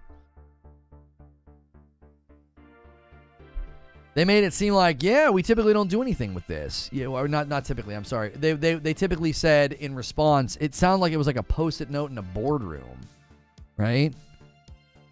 Yeah, well, we're not really working on that right now. Our main focus is Apex. Like, maybe one day. It always felt like we might come back to it one time. It was never put forth as like a priority. So they basically made it seem like it just wasn't going to happen, at least not anytime soon. Because a lion is asleep doesn't mean it's safe to punch it. They said they were going to do new games every other year. Who said that? What are you talking about? You talking about Call of Duty? Oh. That was an internal email. They never officially announced that they were doing away with the annual release. That's not true. They never officially announced it. That was in someone's email. It was, I want to say it was April of last year, April of 2022 when that got discovered. Or maybe that was the time. Maybe that was the timestamp on the email, or the dates on the email. Titanfall has the potential to overtake COD. They just got to play their cards right. I don't agree with that. I don't think anybody has the potential to overtake COD. No one can overtake Call of Duty. I think you can draft off of Call of Duty. You can draft. You can kind of sit in their wake and catch players leaving the game, but you cannot overtake a game of that size. Roadkill says, let's go. Hit the like button. Thanks, Roadkill, for the reminder, guys. Make sure you're doing that. You think Sony taking this chance to develop their own FPS due to Microsoft buying Activision before a 10-year agreement ends? Maybe. They'd have to justify the cost and the investment. They're investing in shooters, but I don't know if they're investing in shooters to compete with COD. I don't think that's ever the goal. I think the goal is to create a variety of offerings, to create a variety of content, and then you say, look, we've got way more than just, third person, single player games. We've got multiplayer games, we've got shooter games, we've got a lot to offer. I don't necessarily know if anybody's going to have their sights set, Sony least of all, to say, well, we need to make a Call of Duty competitor. You're far better going almost like a lateral. Instead of like going directly at Call of Duty and making something that's clearly and obviously trying to be a replacement, I think you go lateral. You go out and you say, well, we're going to do something different. Yeah, it's a shooter, but... And you have some kind of a hook or some kind of a game mode or something that's new, fresh, or never been done before. I'd love a new SOCOM or Killzone. I mean, again, I think if they do something like that, I don't think it would be built as like, yeah, let's try to compete here. Let's try to take them head on. I think that's a fatal mistake. It's a fatal mistake to try to do that. Agreed on riding in the wake, but what happens when people realize that the party boat is no longer the one they're standing on and that COD boat doesn't have enough people on board to keep paying for fuel? I'm not sure what you're saying. So what happens when people realize that the party boat's no longer the one they're standing on The COD mode doesn't have enough people on board to keep paying for fuel. I don't think COD will ever get that low. I don't know if Call of Duty is ever going to experience that level of player exodus or that level of difficulty. Of like, oh yeah, we lost people. We don't have enough people to pay. You know what I'm saying? I just don't think so. I really, really don't. It'll be. I think they could get there one day where like their player base is smaller, maybe their revenue funnel smaller, their footprint smaller, their market pull smaller. But I think that takes a long time. I really do. I don't think that's a quick process. They've had some absolute stinkers of games, and then they always manage to bounce back. Sometimes I wonder if the bad launches serve the next launch. Does that make sense? It's like if they have a really, really bad launch, it doesn't suddenly create a bunch of people that are like, oh, I hate Call of Duty forever. It's like, well, the next one better be better. It's like they already, it's like you almost earn loyalty by giving them something bad at this point. You give them Vanguard and they're like, what the F is this? And then the next game that comes out, everyone's like, this is it. This is going to be so much better than the last time. They're so big, it's hard for them to fail, if that makes sense. You don't replace the biggest shooter in the world with a clone. You have to create something that can stand next to COD but is different. When it becomes exclusive, I mean, I don't know. I don't know if that's a possibility, maybe after 10 years, but even then you'd have to justify the revenue loss. And that's a lot of money. If there's an alternative that people keep seeing as delivering good content and gameplay, and COD keeps letting the players down, I could see a situation where people don't want to pay $70 for the same game every year, and they just pay for Titanfall once with a season pass or 10 or 15 every quarter. I just think it's incredibly hard. To take players from that game in a more permanent or more loyal sense. Do you think Titanfall has a better chance knowing Microsoft is about the 343 Call of Duty? I mean, I honestly don't know. I don't know if they're going to do anything to Call of Duty or to Call of Duty Studios Lurker. I think that they stand... It's way more likely that they don't touch it. It's way more likely that they just leave it alone for the foreseeable future and say, listen, you've got too many studios, you've got too much leadership and too much management, too much structure. We're not getting involved. We're not touching it. Now, I don't know what that does to contract policies. I don't know, because 343 got to the point where like half their staff was on a contract. I don't know if that was a slow process. I don't know how that happened, but you obviously wouldn't want that happening to all the studios that are helping to make Call of Duty. That would probably be pretty destructive to the creative process and their ability to crank out. It seems like a Herculean effort. They've got, how many employees did we read in that recent article? Like 3,000 or something? I don't even know. It's an unbelievable amount working on Call of Duty in some facet. In some measure, they've got, 11 studios? I don't even know. If you start messing with that, I mean, that's just such a revenue cash cow for whoever is the owner. I don't know if they would want to do that. I love Titanfall, but do you think it's too complicated for casual FPS players to enjoy? One thing that makes COD so appealing is it's pretty basic.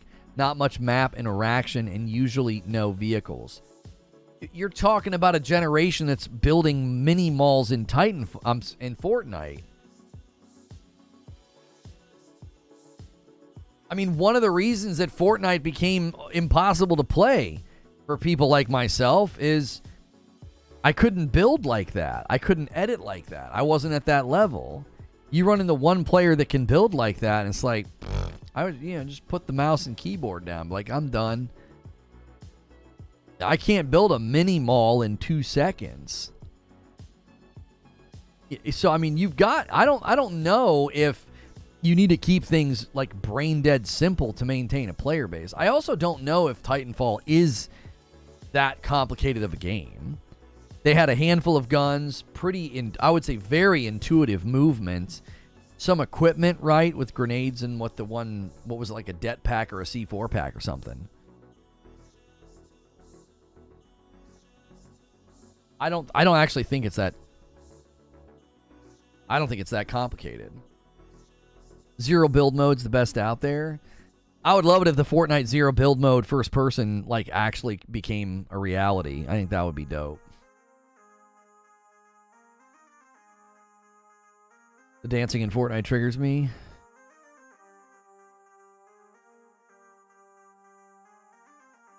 I don't see why new gen gamers can't grasp mechs and wall running, especially all these Apex fans are going to fall in love with Titanfall. Yeah, I mean, Apex has got a lot of similar movement. I mean, Apex has more than movement. It's got all the abilities. It's got the attachments. It's got a lot. I don't think it's like this. I don't think you need to be like dumb run and shoot Call of Duty simplistic to be successful. I think Titanfall's biggest barrier is the fact that arena shooters have no chance. I don't think they have a chance, and you already have a Battle Royale. Can you guys do me a favor and smash that like button, man? Get us to 300 likes. We only need 20 more. If you haven't done so already, hit subscribe so you can talk in the chat. Let us know what you think about Titanfall 3. Rumors of a shadow drop. Seems kind of crazy. Seems like it wouldn't happen. No other game has come great to how great the wall running is in Titanfall. Isn't the wall running in Apex basically the exact same? It's the same basic movement, isn't it?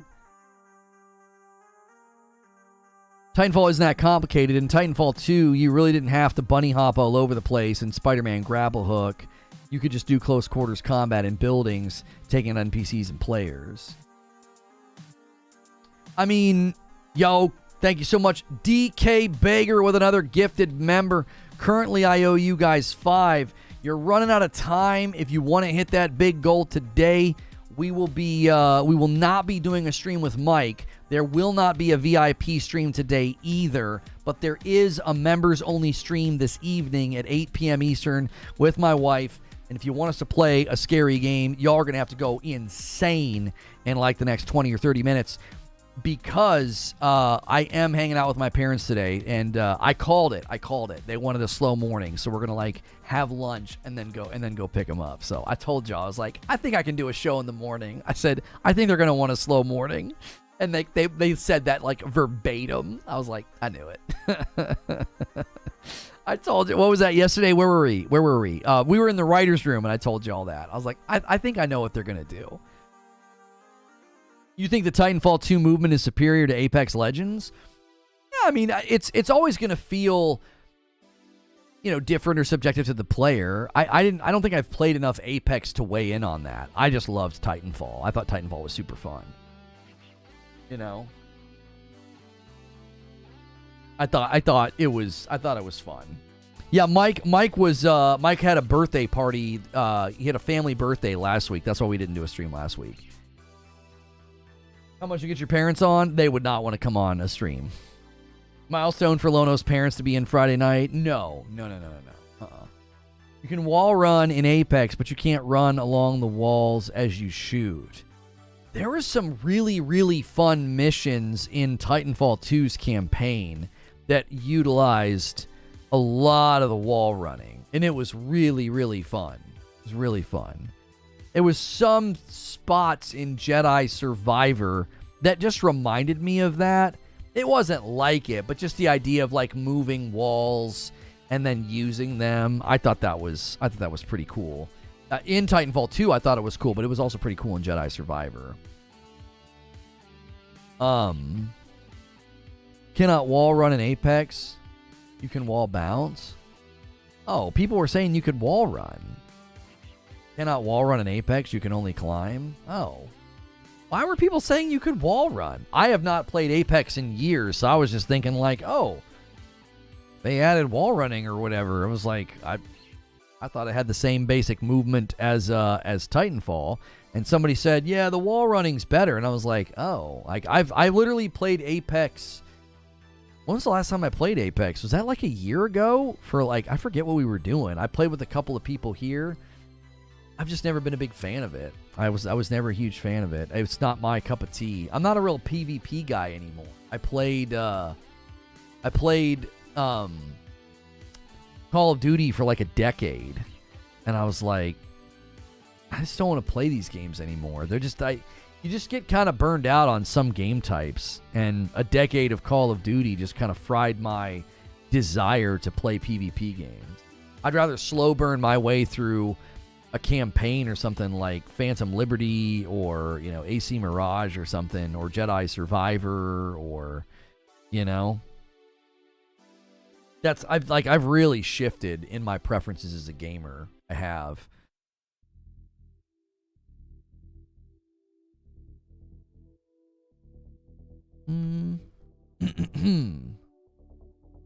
If they made a hybrid between the competitiveness of Valorant and CS2 and COD, they would knock it out of the park. I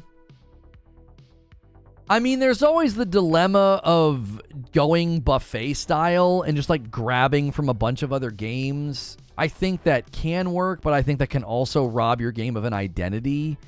It just feels like a hodgepodge of like other game ideas. I think that's a dilemma right now that we're seeing with a lot of the photorealistic looter shooters that are on the way. You know, you have Project LLL, and then you have the First Ascendant. I swear there's a third one that I keep forgetting.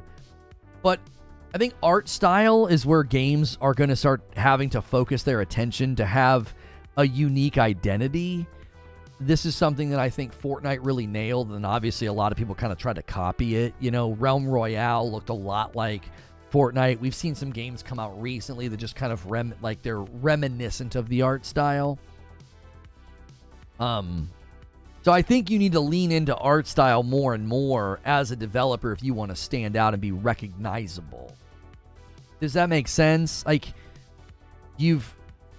Cyberpunk's not just their marketing, but their world and the people and the characters. Like, it just has like a feel and like a vibe. And I think that's a big, big difficulty right now, is a lot of companies, a lot of dev teams have really focused on, well, let's use this engine and let's use this lighting. Let's go for photorealistic environments and shading and shadows. And then it's like, well, okay, your game just looks like a handful of other games that have kind of done the same thing. You need art direction. Like, you look at Elden Ring and you know, yeah, that's Elden Ring. Elden Ring has an art style to it. Sekiro has an art style to it. Final Fantasy 16 has an art style to it. It's not just like, yeah, here's a bunch of photorealistic people and environments and trees and swords. It's got like a feel. It's got like a vibe. So I think that's going to be a big challenge. A lot of companies have pivoted pretty heavy towards Unreal 5 and ray tracing and the Unreal Engine look. I don't agree that Unreal Engine has a look, because Hellblade 2 is being made in Unreal, and so is Fortnite. The idea that like the Unreal Engine has a look is not what it is. It's a stylization. It's like if you go for photorealistic lighting, shading, world, textures, whatever, you're just automatically going to look like other games doing the same thing. Like a tree looks like a tree. A field of grass and a river and a sky and a sun, they're generally going to look the same, because let me take a picture of a backyard that's got grass and a tree, and then let me go a couple yards down the road and do it again. It's like, well, yeah, it just looks like outside.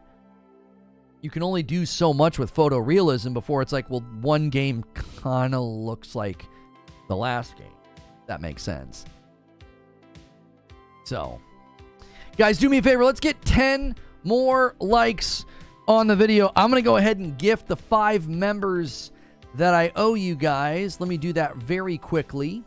And if you're one of the lucky ones that gets a gifted membership here, hey, my little icons are gone now. Yesterday when I went to gift members, all the icons were like really cool and colorful, and now they're back to normal. I wonder why they changed that.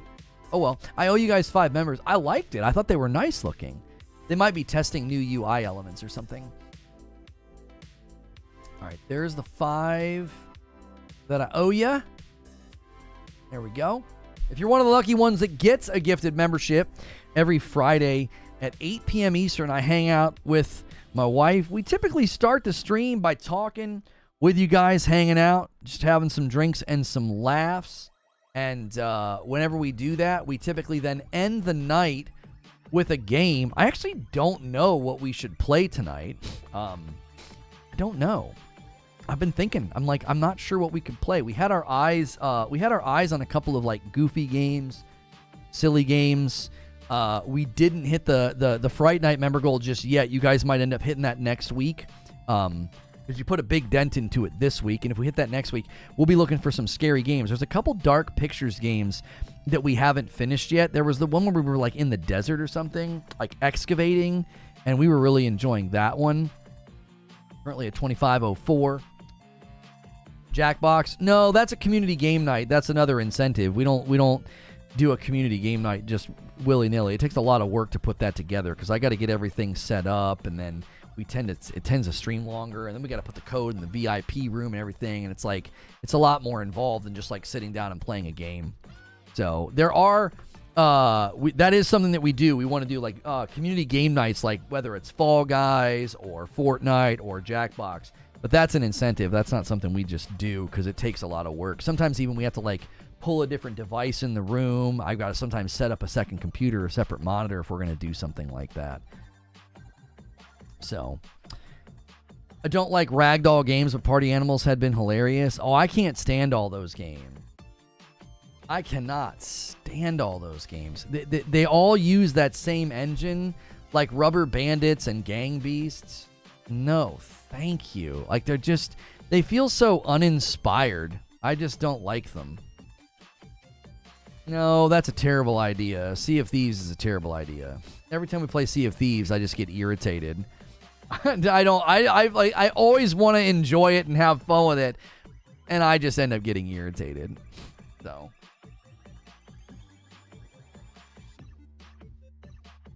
love to get your opinion on Baldur's Gate. Any chance you'll come back around to it? I said the other day that the only way I can play Baldur's Gate 3 is if my wife wants to play, because that's generally the only time I can play games is like with her, especially a game like that. And I don't think she has any desire to play it. So, and truth be told, it's just too dense of a game. We can play in an evening for maybe an hour and a half. And it's like, imagine playing Baldur's Gate 3. We can't play most nights. So we could probably play 2, maybe 3 nights a week for an hour and a half. Imagine trying to play Baldur's Gate 3 for, 3 hours a week, maybe. I just feel like we would immediately, maybe not immediately, we would just like, we wouldn't feel like we're getting anywhere. It was like, I feel like the people that play that game put tons of time in, and we're just not in a season of life where we can do that. We're really busy. It's like some nights we've got soccer, other nights we've got stuff with church, other nights we've got date night, other nights we've got, like therapy, other nights I'm hanging out with y'all on like a Friday, other nights we have like a movie night that we do on Saturdays, like Sundays are like fully booked. It's just like we're in a season of life where it's like I can't really play games for long periods of time. It just doesn't work.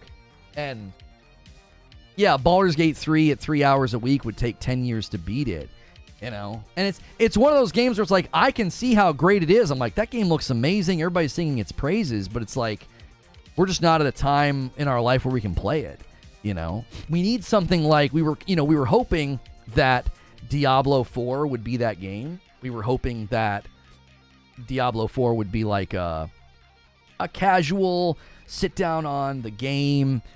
Sit down on the couch and play a game for, an hour and a half or so. We were really hoping that game could be that. But, Diablo 4 just didn't land. It just did not land in a very good spot with a lot of people. And, stop having a fulfilling and enjoyable life. Come be miserable and sink thousands of hours in a game. Yeah. When does Lono have time for himself? I mean, when you get married and have children, that's a weird notion to care about. Like, I don't... Do you know what I mean? Time for myself. Like, what is that? I don't know what that is. But, people that prioritize that, I think sometimes set themselves up for frustration. It's like, I'm not prioritizing time for myself, right? I got other people that depend on me, and they matter more than video games.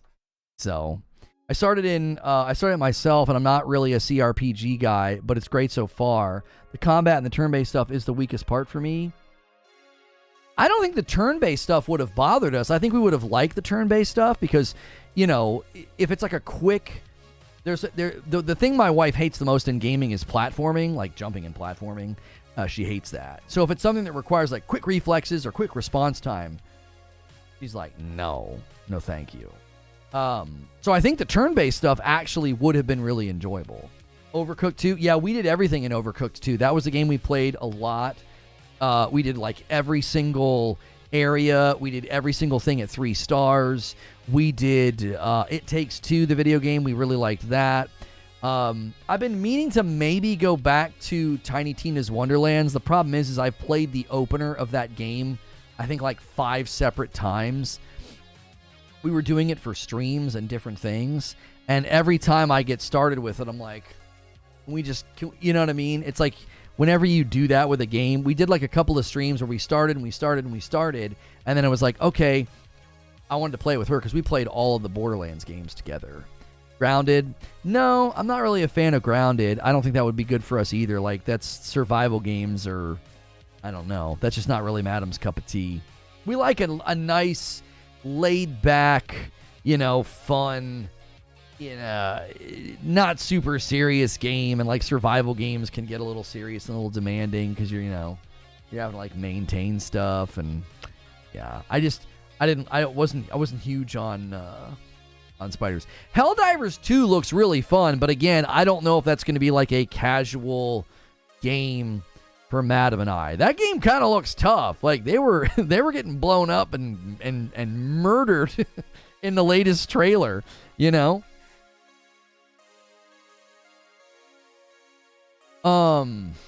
Appreciate the perspective. I just know that the experience with Baldur's Gate would provide some great context for discussions about the current state of gaming. It's really a shining star.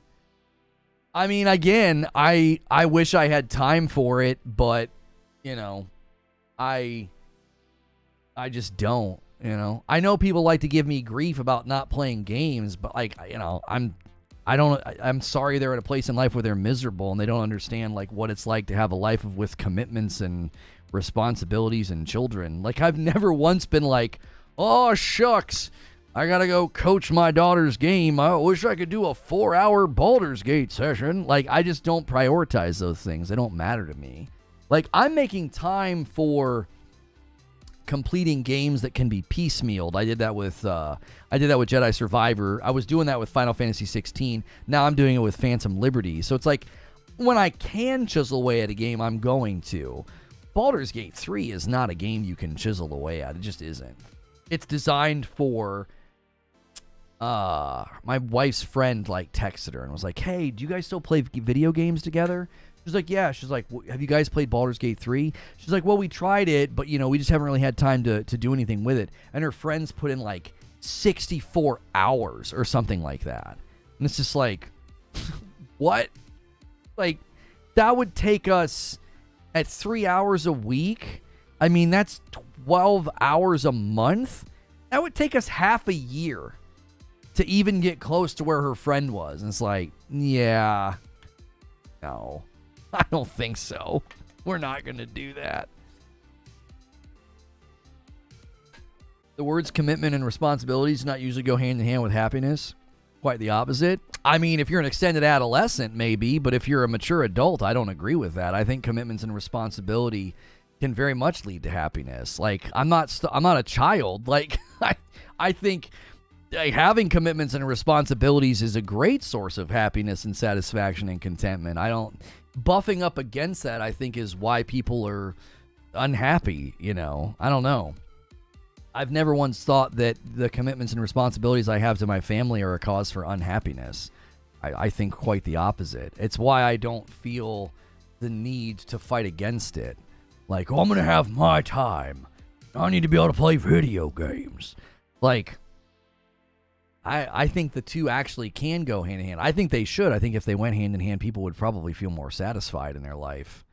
seeing that, like, there's a higher calling than fighting for everything that you want. I don't know. Like, live the life the way you want, but, like, I like having responsibilities and commitments. Like, it gives you a sense of satisfaction. It gives a sense of purpose, you know? I think too many people fight against that. And then I think leisure's more enjoyable, truly.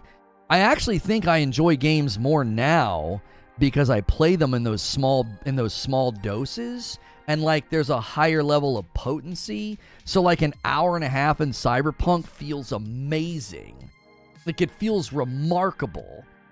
Now, if I played for like 9 hours on a Saturday, I don't know if I would feel that way. I feel like you get blunted by it. It doesn't hit as strong. Now, obviously, if that's your life, right, if you work like a crazy person Monday through Friday and then you kind of binge on the weekend, that might be able to hit that level of potency for you. But for me, personally, in my own experiences, it's like the enjoyment of games and the potency of games has gone up for me by having them not be such a priority and having them be more of like I'll play an hour and a half here and there, and then you get to sort of soak in everything that's going on, whether it's like a story, a cutscene, a dialogue scene, action, or, you know, whatever. I think that's maybe why I'm enjoying games that have like a slower pace and like a focus on story and cinematics. And in the past, that used to drive me crazy. I'm like, get to the action. Get to the action. Those of you that remember my Destiny coverage, I sort of celebrated when story was given a back seat and they focused on the content loop, because that's all that mattered to me. I was like, I don't care about story. Just, you know, give me something to shoot, right? Give me something to shoot. Give me something to loot. That was kind of all I cared about. I've really, in the last, I would say 2.5 years, kind of changed and evolved as a gamer. Like, I think I prize and enjoy different things. Do you know what I'm saying? And I think everybody's in a different spot. Like, certain games I think you'll find to be more enjoyable at different times in your life, you know? Like, back in the day, all I ever wanted was co-op, because I would play with my buddy. And then I went through a time where, I was really enjoying single-player games. Now I'm kind of in a mixed bag. It's like I love single-player games, but man, would I love some co-op to play with Madam or to play with my kiddos. So I've kind of got, you know, a palette and a desire for, like, those two types of games now. And I have, like, no desire to play PvP. Generally, that's where I land right now, is like, PvP, no thank you. I love single-player. I love something I can, like, just slowly soak in the story. I also love the fact that, like, Assassin's Creed Mirage is the length that it is. I'll be able to hopefully play that off stream eventually. Like, once I'm through with Phantom Liberty, I'll be playing probably Spider-Man. I'm glad that Spider-Man isn't insanely crazy, right? It's about 20 hours, you know, for the story, 30 for completionist. You know, I'm looking forward to that. But in the midst of all that single player, I would love a really good co-op game to play with Madam. It's the PvP stuff that I look at and I'm just like, yeah, no thanks. I've done enough of that, you know. I played Quake 2 and then Quake 3 and then Unreal Tournament and then 10 years of Call of Duty. It's like, I was there when these PvP games were born, and I feel like I was kind of there when they died and were reborn into something else, and it just doesn't line up with how I like to play and what I enjoy, you know. I work at least 12 hours a day, and my Friday nights to Sunday are the days that I get to do what I really want. Right, and I think that can be healthy. Like, you know, I think a lot of the times folks are confused by my lack of priority of, like, well, I'm gonna, you know, burn through these games or play these games for, like, long periods of time or whatever. Like, I guess I'm not allowed to praise Baldur's Gate 3 or something because I haven't played it, but you can look at something that's amazing and talk about its impact without playing it, right? Like, if there was a really, really amazing and impactful movie, and you could talk about, man, look at the impact this is having, look at the impact it's having on the, you know, the media and the public, and you haven't seen it yet, but you can still commentate on, like, what it's doing and what's happening, even if you haven't necessarily played it. you could have easily, I think, had good commentary on why you thought Elden Ring was having an impact with respect to being an open world game melded with the Souls format, a Souls format melded with having good accessibility. Well, maybe not good accessibility, good approachability with like summons. And you could talk about all of that and not have actually played Elden Ring. Now, playing Elden Ring, you could put meat on the bones and say, well, here's been my experience with summoning. Here's been my experience with the open world exploration.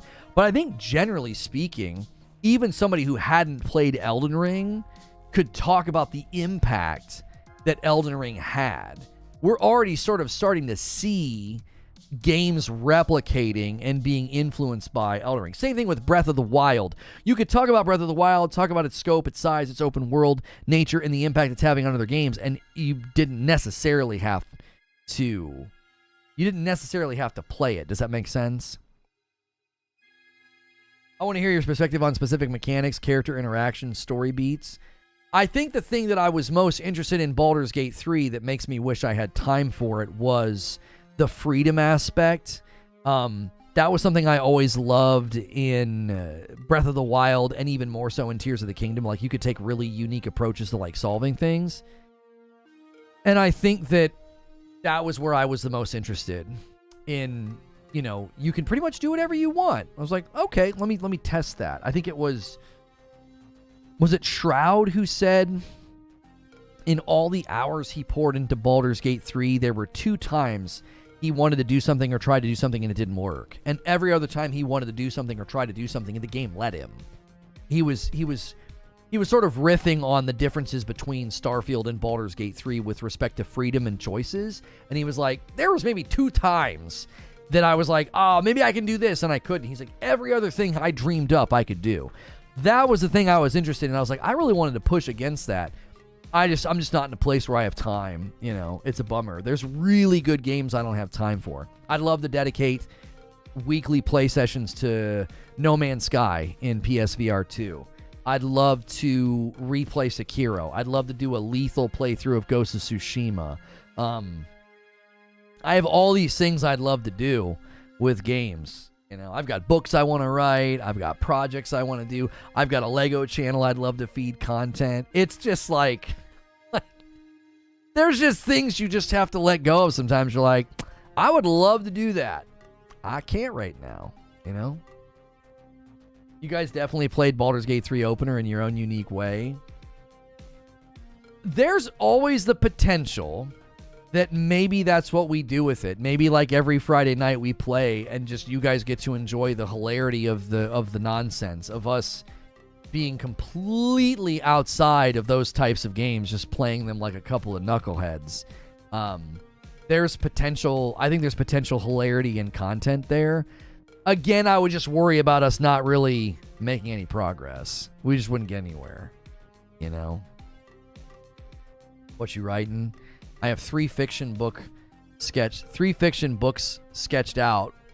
2 of them would be trilogies, and then I have like books oriented around like ministry stuff for the church. Like it's all sketched out in my brain. I've got chapter names, chapter headings, chapter formats. Yeah.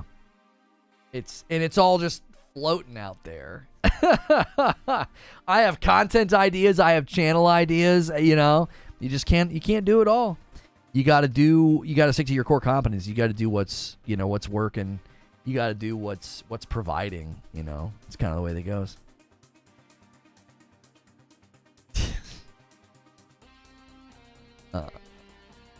Basically. Okay. Any nonfiction? Yeah, some of it would be fiction, some of it would be nonfiction. Yeah, I have a book on like tech integration that I want to write.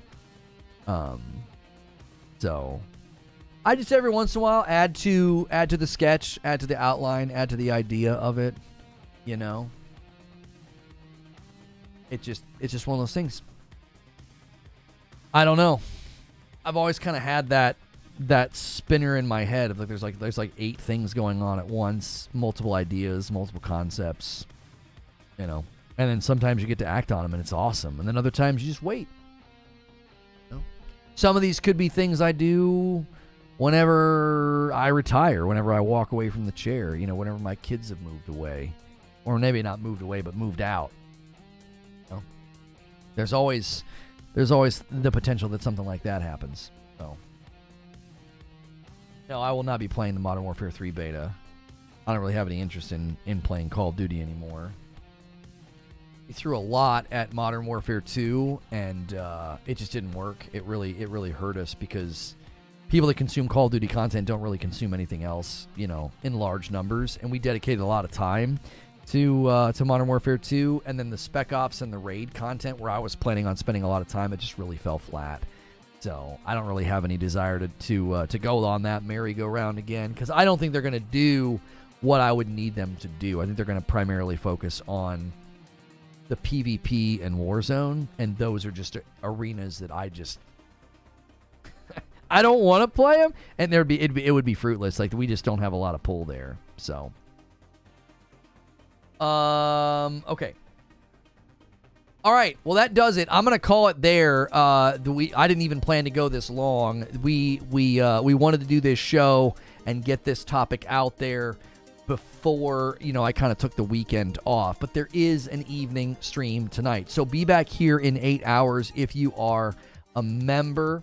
Any level member can be here tonight for the Madam stream. We hang out, we have some drinks, we have some laughs. I don't know what we're going to play tonight. We'll just kind of figure that out. And then, if we don't see you tonight, hope you have a great weekend. We'll see you Monday. Whole other week of shows and stuff going on next week. And I believe there's some releases next week. I can't remember. I feel like there are. Some releases next week. And I'm not remembering. Forza Motorsport, we won't do anything with that. That's not something that I cover. Oh, Lords of the Fallen's next week. That's right. Lords of the Fallen. No Mike. No, Mike. My parents are in town. So I'm taking the afternoon off. Okay, so no VIP stream, no Mike. My parents are in town. I'm taking the afternoon off. We're gonna go get some lunch and hang out, with the kiddos. It's also we're gonna be celebrating my son's birthday this weekend as well. So you guys are the best. Do me a favor, if you really enjoyed today's show, loop back on the video and leave a comment and make sure that you press like. This is no longer a live stream. As soon as I'm done streaming, it becomes a normal video, and it's good to have some comments down there to spur on discussion. So if you guys really like the Titanfall 3 discussion, make sure and do that. Loop back, leave a comment on this as soon as I'm done streaming. And I hope to see you tonight for the member stream. If I don't, have a great weekend. We'll see you Monday.